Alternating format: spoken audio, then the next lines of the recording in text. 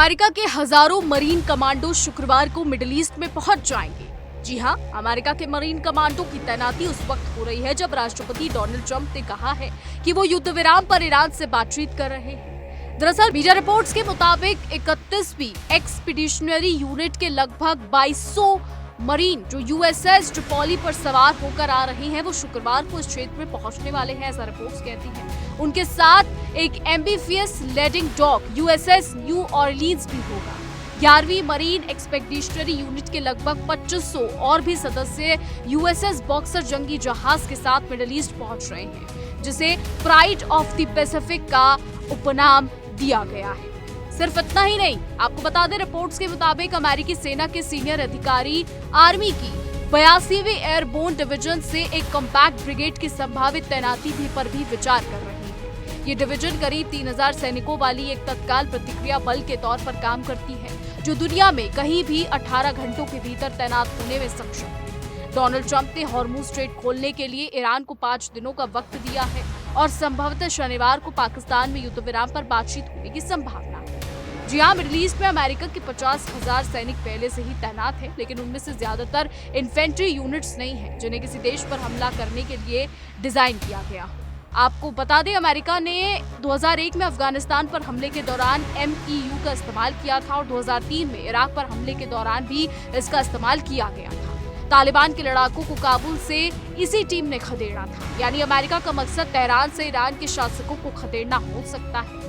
ये जल और थल दोनों जगहों पर लड़ने में माहिर होते हैं और इसकी खासियत गुरिल्ला युद्ध लड़ने की है। हालांकि अमेरिका ने भारी बमबारी का खर्ग द्वीप पर स्थित ईरान के सैन्य ठिकानों को तबाह कर दिया है, लेकिन ईरान की गुरिल्ला लड़ाके अभी भी वहां मौजूद हैं। लेकिन पाकिस्तान में मध्यस्थता की बात चल रही है। जो आपको बता दें, ये वही पाकिस्तान है जो खुद तालिबान युद्ध से प्रभावित है। जी हाँ, तालिबान के लड़ाके लगातार पाकिस्तान में हमले कर रहे हैं। पाकिस्तान लगातार तालिबानी लड़ाकों से पिटता नजर आ रहा है। तालिबान के लड़ाके हमले इस तरीके से करते हैं कि पाकिस्तान के सैनिक चौकियां छोड़कर फरार हो जाते हैं। तो ये पाकिस्तान अब युद्ध विराम की बात कर रहा है, ईरान से युद्ध विराम को लेकर चर्चाएं कर रहा है, वहीं अमेरिका से भी चर्चाएं कर रहा है। हालांकि हर देश जानता है कि पाकिस्तान शायद यहाँ पर दोगली चाल चलने की कोशिश कर रहा है कि एक तरफ तो पाकिस्तान ईरान से युद्ध विराम की बात करता है, तो दूसरी तरफ अमेरिका अपने सैन्य लड़ाके जो हैं वो मिडिल ईस्ट यानी खाड़ी में उतारने वाला है। हालांकि आपको बता दें, पाकिस्तान पहले से ही अफगानिस्तान युद्ध में उलझा हुआ है। पाकिस्तान अफगानिस्तान पर लगातार